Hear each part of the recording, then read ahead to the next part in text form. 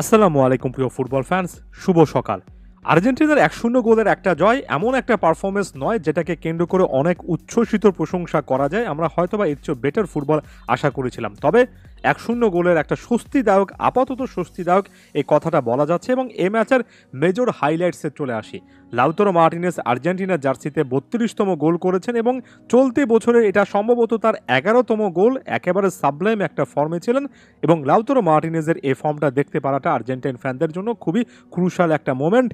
What a player! আর্জেন্টিনার জন্য আরও একবার প্রপার একজন সার্ভিসম্যান হচ্ছেন।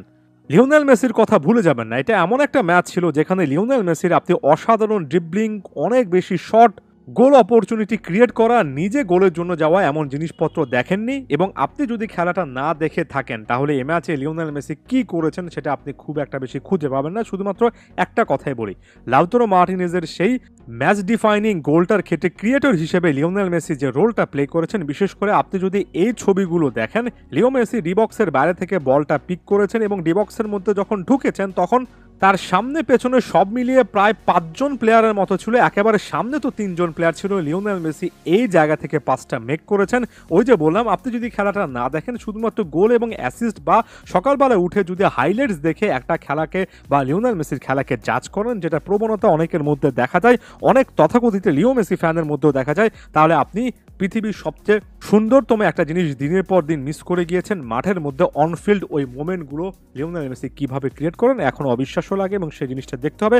আউট অফ নো হোয়ার, যেখান থেকে আসলে সাধারণত পাস দেওয়ার মতো খুব একটা বেশি সিচুয়েশন খুঁজে পাওয়া যায় না, সেখান থেকে লিওনেল মেসি লাউতারো মার্টিনেজের উদ্দেশ্যে যে সাবলাইম বলটা আসলে প্রডিউস করেছেন, সিম্পলি লিও মেসি স্টাফ এবং লাউতারো মার্টিনেজের ফিনিশিংটা, তার অ্যাক্রোব্যাটিক ভলিটা দর্শনীয় একটা গোলের মতো অনেকদিন ধরে মনে থাকবে। এই লাউতারো মার্টিনেজকে আমরা দেখতে চাই।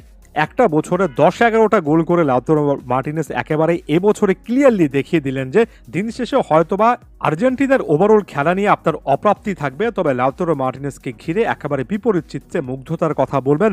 Lautaro is back. কোপা আমেরিকার সে ফর্মটা আরও একবার ধরে রেখেছেন, তাই লাউতারোর কথা আমার আরও একবার বলতে হলো। দেখুন, শুরুতে আর্জেন্টিনা যেভাবে আসলে আক্রমণে উঠেছে এবং যে ইন্টেন্সিটি দেখিয়েছে, অনেক কুইক মুভমেন্ট করেছে, ওয়ান টাচে বলটা কিন্তু ছেড়েছে এবং আর্জেন্টিনার মোটিভটা একেবারে ক্লিয়ার ছিল। তারা যে করে হোক গোল আদায় করতে চায়। সেই মোটিভের সঙ্গে মানানসই ফাইনাল থার্ডের প্রোডাকশন না আসলো, এই মোটিভটা আমার ভালো লেগেছে। এখন ফাইনাল থার্ডে কেন আরও বেশি করে অ্যাক্টিভিটি আসেনি, কেন ক্লিয়ার কাট গোল অপরচুনিটি আর্জেন্টিনা তৈরি করতে পারেনি, সেটা নিয়ে অনেক কথাবার্তা বলার সুযোগ আছে।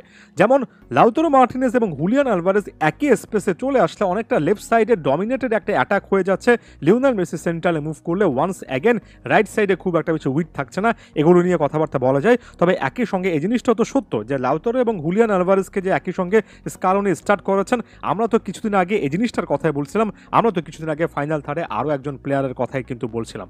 ফাইনাল থার্ডে এই কম্বিনেশন এখনও ট্রাই করার ব্যাপার আছে, এখনও এখানে সিদ্ধান্ত নেওয়ার একটা জায়গা আছে। তবে মিডফিল্ডে একটা সিদ্ধান্ত আমি নিয়ে ফেলেছি, যেটা হাফ টাইমে কিন্তু ফেসবুকে পোস্ট করেছিলাম। আর্জেন্টিনার সেন্ট্রাল ডিফেন্সিভ মিডফিল্ডার খেলানো উচিত। আলাদাভাবে যে এনজো ফার্নান্দেস এই ম্যাচটা খারাপ খেলেছেন সেই জিনিসটা বলছি না, তবে এনজো, ম্যাকঅ্যালিস্টার, ডিপল কখন কে আসলে সিডিএম পজিশনে খেলছেন সেটা নিয়ে কিন্তু একটা কনফিউশনের জায়গায় তৈরি হয়। এই ম্যাচে শুরুর দিকে রাইট মিডফিল্ডে খেলা রড্রিগো ডিপল পরবর্তী সময় অনেকবারই কিন্তু সেন্ট্রাল ডিফেন্সিভ মিডফিল্ডার অর্থাৎ সিডিএম পজিশনে চলে এসেছেন। ডিপলের খেলাটা সাম্প্রতিক সময়ে প্রশ্নবিদ্ধ হচ্ছে, আরও ফার বেটার তিনি খেলতে পারেন। ডিপলের এই সার্ভিসটুকু আর্জেন্টিনা পাচ্ছে না দেখেই মিডফিল্ডে একটু হলে ইনঅ্যাক্টিভ বলে মনে হচ্ছে। এনজো ফার্নান্দেস এই ম্যাচও ভালো খেলেছেন, তবে ম্যাকঅ্যালিস্টারের কাছ থেকে আমি আরও ভালো পারফরমেন্স আশা করি।